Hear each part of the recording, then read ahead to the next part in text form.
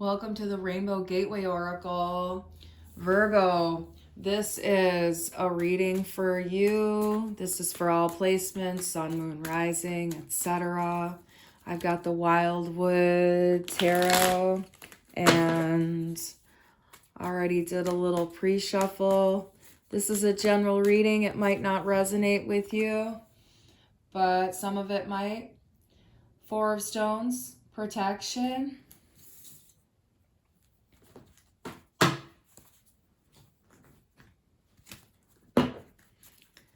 Thank you for your likes and shares and subscribes. They really help the channel grow and the messages to be distributed from spirit to others.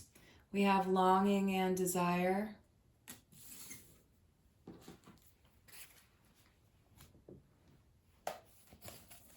We've got goddesses here with angels and ancestors.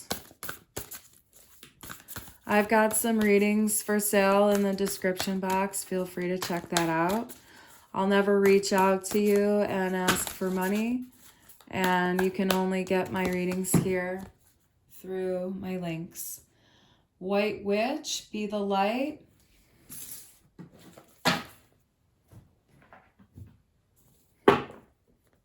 I got the Starman Tarot. I love David Bowie. And these are really beautiful cards that are inspired by David Bowie. King of Wands.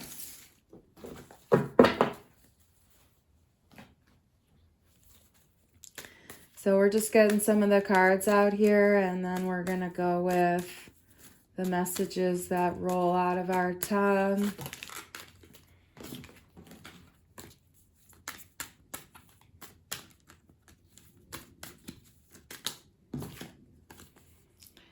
Ten of Bows, responsibility.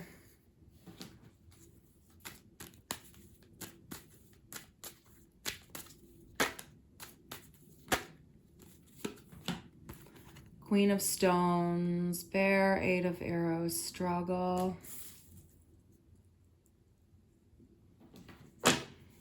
What are some of your favorite tarot decks? The Hooded Man. I'd love to hear in the comments.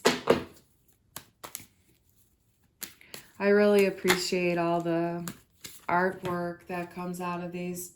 Eight of Stones, skill.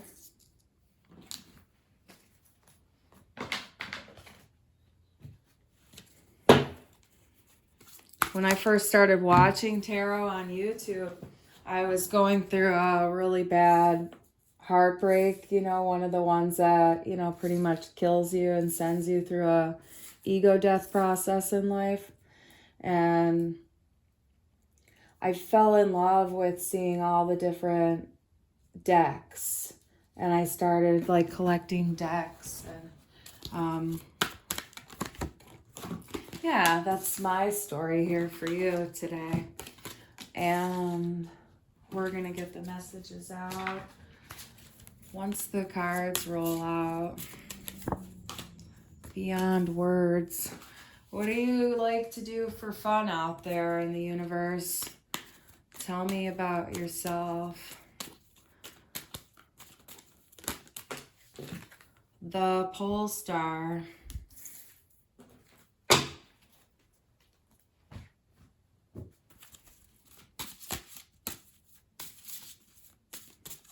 Life is meant to be enjoyed, and sometimes we forget about that because of the rat race and stuff like that.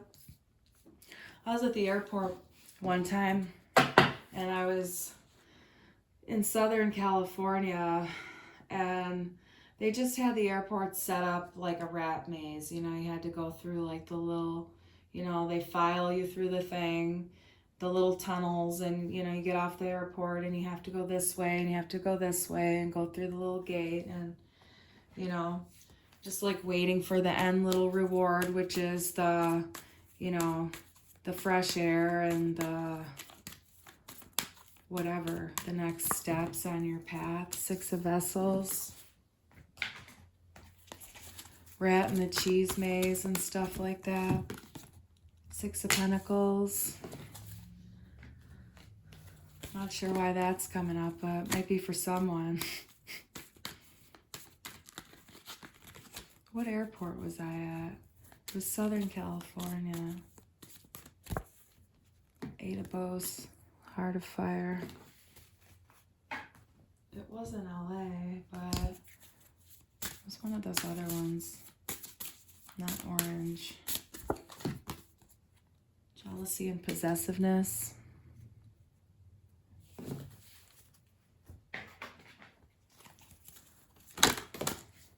Ooh, that one just like flew out. Queen of Swords. I'm gonna move the camera here. The readings are never the same and they get a lot of cards sometimes here.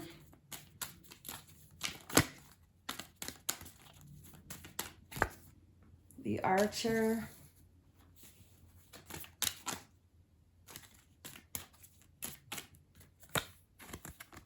The Wheel.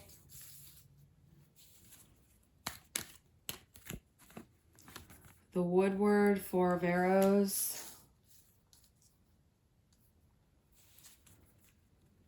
And Transition. Okay, so this is where we're starting here, is with the Six of Arrows. You're in transition, you're moving.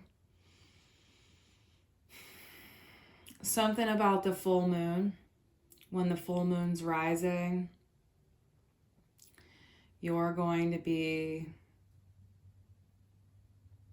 in your car, driving to where you need to be. You know where you're going already, and this is your confirmation. Something about the full moon. And, you know, these are timeless readings, and I'm not sure. We just had a full moon, but the next full moon here. Something about the energy being ripe, okay? And with the World Tree, that's definitely the culmination of a long, arduous journey, like having achieved like the center of the maze, and that really speaks to your ability to stand tall in life. And this also speaks to the health of your inner roots, and there is a lot of wisdom in your heart here that you've acquired up until this transition here. And this is like going to be even more apparent once the transition is like complete. This is the beginning stages of a transition in your life, and it's not going to happen overnight. These things happen in layers. It's almost like peeling like little films off of things, like a filmy layer, and then you get one off, and then you get another one off, and then you get another one off, like almost like phyllo dough, if you know what I'm talking about. It's like a little bit like that. So it's real delicate sometimes too.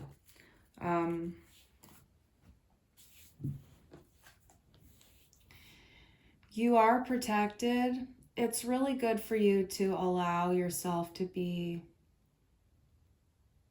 open to the world, to the universe, and recognize that the spirit has your back always.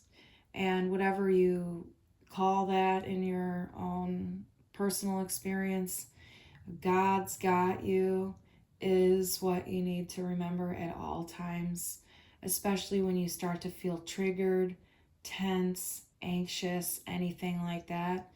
Just remember to take a really deep breath, get some fresh air, connect with nature if you need to, retreat for a moment or two, and then come back out, okay? So don't stay in hermitude, like don't be a hermit right now is what I'm hearing.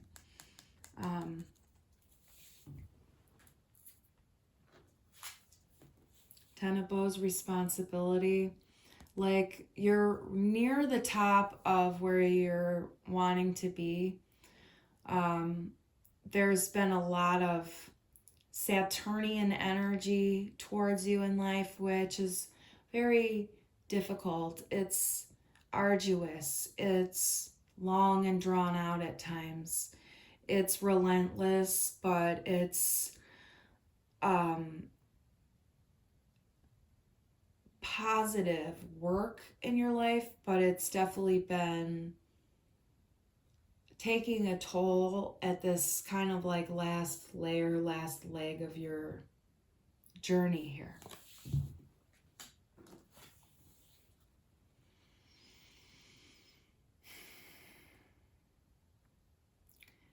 It's okay for you to have a cuddle buddy, whatever that means for you. The energy of feeling more safe and secure in yourself comes through that physical connection with another when they're, you know, kind-hearted people and trustworthy to you and you feel good about being with them. It's absolutely good for you. And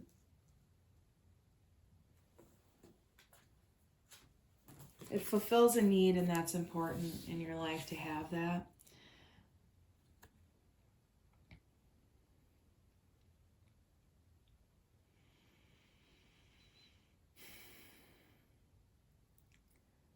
Gazing into someone's eyes may be difficult for you, but it's something that you would love to be able to do in order to connect with them romantically, but it's challenging for you. It's something that you can practice, and you can do just a short amount of time at a time, and just do seconds, and just even count 1, 1, 2, you know, when you're with someone. And the message is that you are with someone, or you're connecting with someone really soon, and there's the insecurities that are coming up about it because you want to be able to make that eye contact. There's a belief somewhere inside where you think you need to make that eye contact, but you don't have to. When it's uncomfortable, you don't have to. When it's comfortable, you can. And maybe it's variable depending on what's going on in the room. You may have some neurodivergence, and you may have some deep roots trauma still just like in your nervous system that makes it uncomfortable for long periods of time to have that intimate eye contact. And if your partner's really into that and is asking you for more of that, you can be truthful to them about your trauma things and explore that in yourself so that you could feel comfortable sharing that with a partner who loves you. Be the light.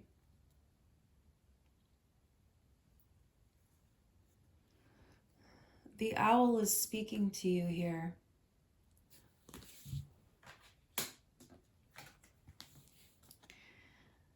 King of Wands. This man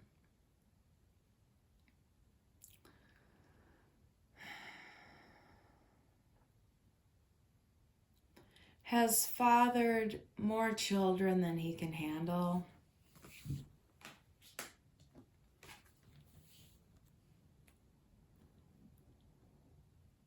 This woman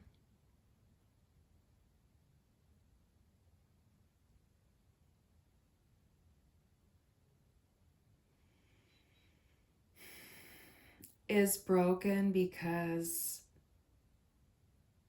she doesn't value her own femininity.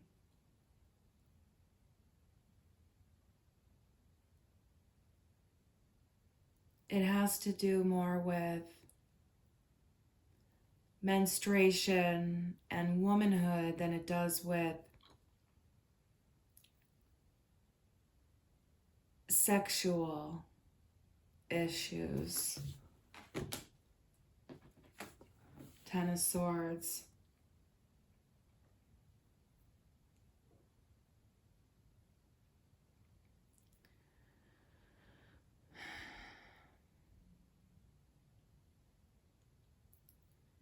There's longevity between these two. However, the longer they stay together, the longer they each die inside and self-abandon. There's continuous self-abandonment in this connection, and it happens on both sides, and it's back and forth, back and forth, back and forth.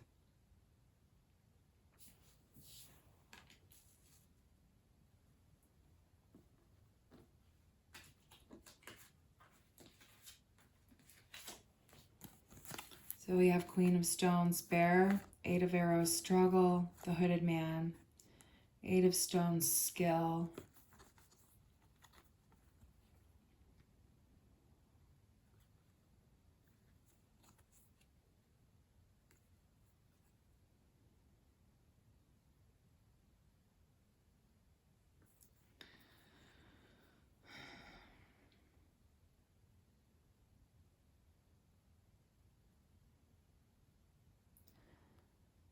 the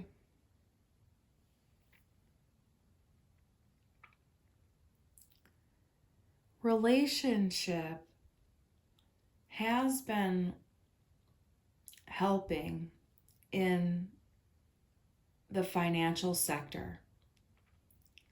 These are two very highly skilled individuals that work together as a team when it comes to making money. It's positive. That's why it's difficult for them to get away from each other, because there's a business relationship, but the romance died a long time ago, and there's a marriage there. And the fear is if they break up the romance that the business is not going to work. But the business works well, and they work well together when it comes to business, and they don't fuck around with each other with business. Okay, so the Hooded Man here, one partner is taking a look at their own stuff. Like, they're going inside, they're seeing the things that they need to see.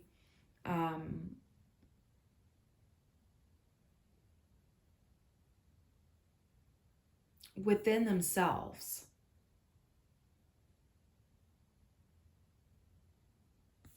The other partner is a little bit more protective. Like, keep out. I don't want, like, this is the one partner who's going in, and the other partner who's like, keep out, kind of thing. So then that makes the struggle between, okay? More defensive and more internal. And then that really creates a bad friction romantically because of the way they connect emotionally. And there isn't that ability to, with the Six of Vessels reunion, there is a real potential here to maintain this friendship in business and just in life, and just considering each other family, but saying, hey, you know what? We're not good romantically. I need a new partner. You need a new partner. Or we need to go off on our own, whatever it is.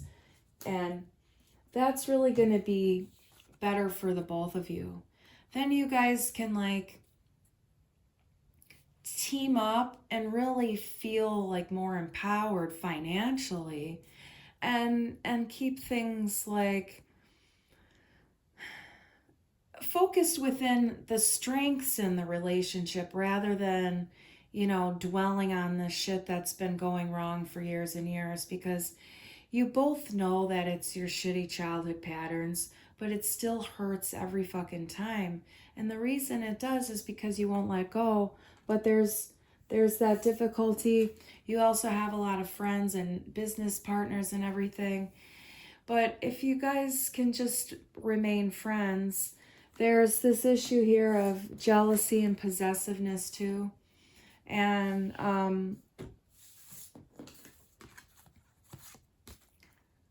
like not being able to communicate those things. Okay, jealousy, it's like, there's a lot of fear of losing each other, and jealousy is coming up when, one is doing better than the other and stuff like that. There's a little bit of competition, but it's like one person's feeling unloved by the other, and then that's where the jealousy is coming from.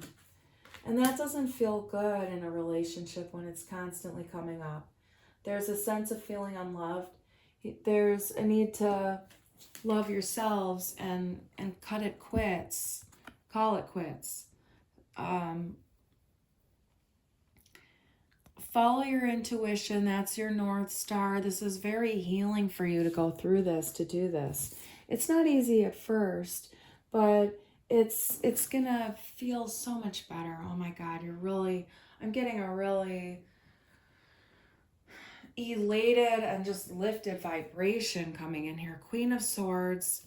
It's very important to just say the truth without personalizing things, and just, speak your truth, speak your boundaries in life, and just call it quits, cut it off, and take what you learned from it as like higher wisdom and knowledge. We have the Archer and the Wheel, the Woodward, and the Four of Arrows.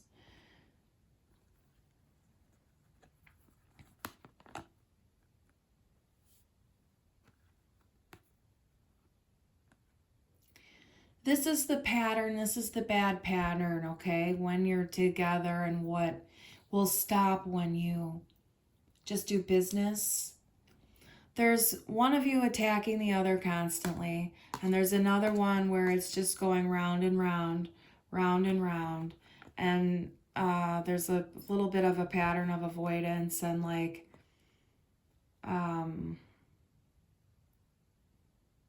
sometimes a preference to the animals over each other, maybe of animals together.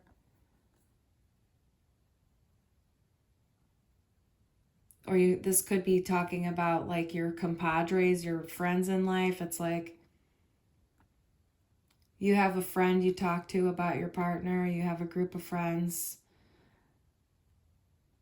Whatever that is, that's the pattern that's going to heal. It's going to stop. There's not going to be any more of that. It's going to like, we have this coming here on top, and we have Queen of Swords, and she's not going to take any more of that shit. She's cutting it out, okay? And that's the reading today. Thank you so much for being here. I love reading tarot, and this is my Kuleana. This is my purpose in life, is to send messages to people and to help them grow. And I'm really blessed to be here, to be able to read for you. Thanks for coming out. And we're going to get some subscriptions rolling in the future, and we're going to do romance things, and we're going to talk about, your partner and other things like that in the future. Thanks for being here. Until next time.